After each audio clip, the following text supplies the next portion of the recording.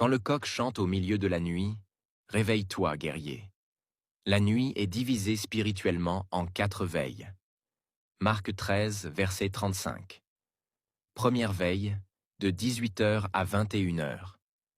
Deuxième veille, de 21h à minuit. Troisième veille, de minuit à 3h. Quatrième veille, de 3h à 6h.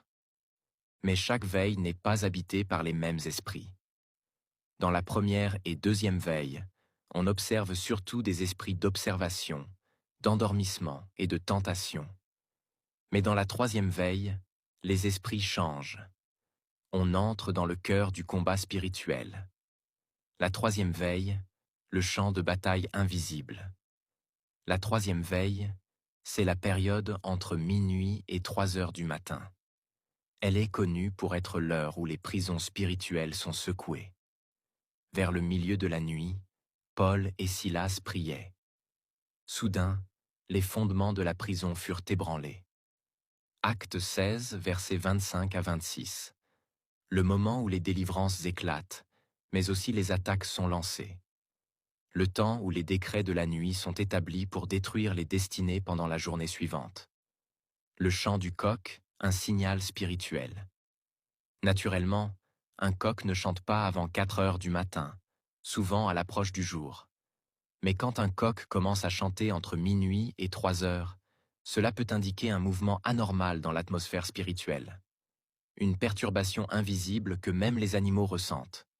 Certains coqs, dans certaines régions, sont utilisés dans les pratiques occultes comme des espions, des relais ou des sentinelles spirituelles.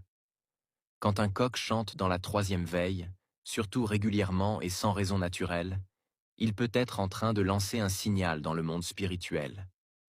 Les enfants glorieux de Dieu sont endormis. Les sentinelles ont baissé les armes. Vous pouvez frapper. Le message pour l'enfant de Dieu. Toi qui dors pendant la troisième veille, comprends ceci. Tu dors pendant que les sorciers jeûnent et se lèvent pour te programmer l'échec. Tu te reposes pendant que les démons s'agitent pour tuer, voler et détruire.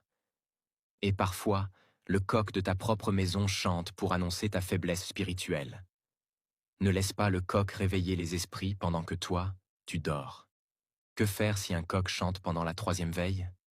Discerne. Est-ce naturel ou spirituel? Réagis dans la prière immédiate. Lève-toi. Prends autorité. Brise les plans de la nuit. Consacre ta maison. Prie sur l'animal si tu n'as aucun doute.